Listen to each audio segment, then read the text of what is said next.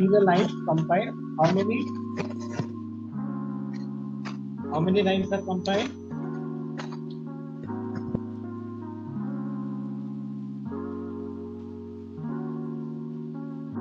880. So which header file is required? It's required header file as ponio.h.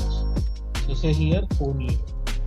So this header file is required for running gate ch and clr. So now run this, it will run perfectly.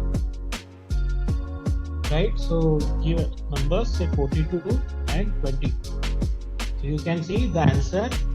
Answer is addition 64, subtraction 20, multiplication 924, division is 1.